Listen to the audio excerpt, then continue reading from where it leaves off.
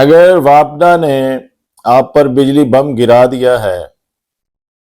اور آپ اس کے ہاتھوں بہت پریشان ہیں تو پھر سمجھ لیجئے کہ آپ کو بروقت اور درست قانونی کارروائی کرنی ہے، وگرنہ عدالتیں بھی آپ کا ساتھ نہیں دیں گی۔ آج کے سلگتے موضوع کے ساتھ حبیب پارس آفیشل کے ساتھ حبیب احمد پارس صاحب کی خدمت میں حاضر ہے۔ بجلی آج کل راحت جان ہے، جس کے بغیر آپ رات کو سو نہیں سکتے، جس کے بغیر آپ کام نہیں کر سکتے، جس کے بغیر آپ کا موبائل لیپ ٹاپ نہیں چل سکتا، اور جس کے بغیر کوئی بھی معاملات زندگی آگے نہیں بڑھ سکتے۔ مگر وہیں یہ بھی آج کی حقیقت ہے کہ آج کے معاشی حالات نے جس طرح لوگوں کی کمر توڑ دی ہے، کوئی شخص بل دینے کے اہل نہیں۔ اس پر مزید ظلم یہ کہ وابڈا والے اپنی چوریاں چھپانے، لینڈ لیسز کا بار آپ پر ڈالنے کے لیے اکثر بے بس اور معصوم عوام کے خلاف جھوٹے مقدمے درج کرتے ہیں، ان کے میٹر کو خراب کرنے کا بہانہ بنا کے میٹر اٹار لیتے ہیں اور ان پر ڈیٹیکشن بل دے دیتے ہیں۔ ان حالات میں عوام الناس کو کوئی ریمیڈی دینے والا میسر نہیں ہوتا۔ آج کے مایوسی کے دور میں لوگ آخر تھک ہار کر کسی بھی صورت میں داد رسی لینے کے لیے عدالتوں سے رجوع کرتے ہیں، مگر دیکھیں گے کہ عدالتیں آپ کا کہاں تک ساتھ دے سکتی ہیں اور کن معاملات میں عدالتیں بے بس ہیں۔ وابڈا کے معاملات میں اگر وابڈا نے آپ کا کنیکشن بجلی ڈسکنیکٹ کرنا ہو، کاٹنا ہو، تو الیکٹرکسٹی ایکٹ 1910 کی دفعہ 24 کے مطابق اس کو ضروری ہے کہ وہ پہلے آپ کو نوٹس دے گا۔ اچھا، اگر آپ کا کوئی معاملہ بجلی کے میٹر سے متعلق ہے، مثلا سلو میٹر ہے، یا زائد ریڈنگ دے رہا ہے، یا رکا ہوا ہے، یا اس کی سیلیں خراب ہیں، یا اس کو ٹیمپر کیا گیا ہے، کوئی بھی صورتحال ہو، اس صورت میں جو وابڈا اور قانون کے مطابق ہے، اس معاملے کے لیے اگر کسی کو شکایت ہے تو وہ سب سے پہلے وہ میٹر انسپیکٹر کے پاس اس کا معاملہ جائے گا، جو اس کو ڈٹرمن کرے گا، چیک کرے گا، رپورٹس کی روشنی میں طے کرے گا کہ کیا جو کنزیومر کے خلاف الزام لگایا گیا ہے وہ درست بھی ہے یا نہیں۔ اب ہمارے ہاں روایت یہ ہے کہ لوگ اپنی داد رسی کے لیے فوراً ہی عدالتوں سے رجوع کرتے ہیں کہ ان سے بل نہ لیا جائے، یا ان کے میٹر کو ڈسکنیکٹ نہ کیا جائے، یا ڈسکنیکٹ ہے تو اس کو بحال کیا جائے بجلی کو، کیونکہ اتنی ایمرجنسی کی ضرورت ہوتی ہے کہ اگر وہ میٹر انسپیکٹر کے معاملات کے پاس جائیں گے تو پتہ نہیں کتنا عرصہ لگے گا، اور ان کا جو بجلی کا کنیکشن ہے وہ بحال نہیں ہو سکے گا یا کٹ جائے گا۔ مگر قانون یہ ہے کہ اگر آپ وابڈا کے میٹر انسپیکٹر کے پاس نہیں جائیں گے تو پھر آپ کو سول کورٹ کے پاس آنے کا اختیار نہیں ہوگا۔ ایک تو یہ ہو گیا۔ نمبر 2، اب لوگوں کا جو ارجنٹ ایشو ہوتا ہے کہ میٹر کو کیسے بحال کروایا جائے، یا کنیکشن کو کیسے ریسٹور کروایا جائے، یا ڈسکنیکٹ ہونے سے کیسے روکا جائے، تو اس بارے میں جو قانون الیکٹرسٹی ایکٹ کی دفعہ 54C ہے، اس میں یہ طے کر کے عدالتوں کے اختیار سماعت کو روکا گیا ہے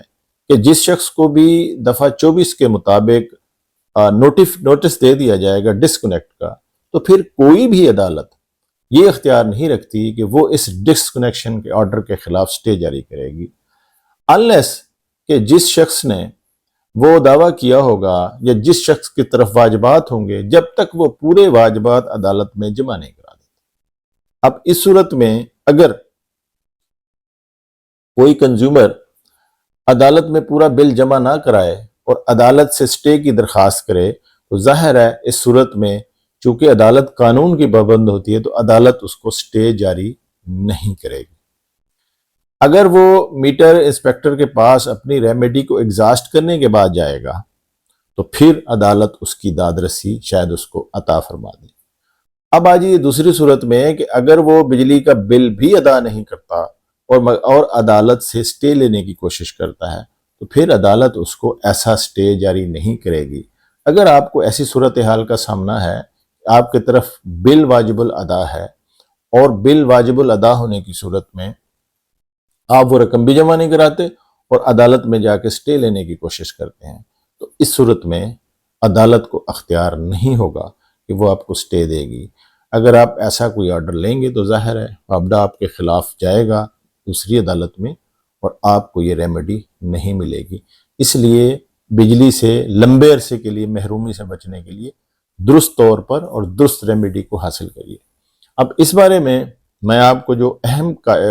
عدالتوں کے فیصلے ہیں وہ بتاتا ہوں، ان کو پڑھیے، ان کو دیکھیے۔ اگر آپ وکیل ہیں تو اپنے کلائنٹ کو درست ایڈوائز کیجیے، اور اگر آپ خود سائل ہیں تو پھر آپ کو سمجھنا چاہیے کہ عدالت میں جانے سے پہلے آپ کو جو قانون کے مطابق ریمیڈی دی گئی ہے اس کو حاصل کیا جائے، اس کو حاصل کریں۔ اگر آپ نہیں کریں گے تو اب دوہرے نقصان کا آپ کو سامنا کرنا پڑے گا۔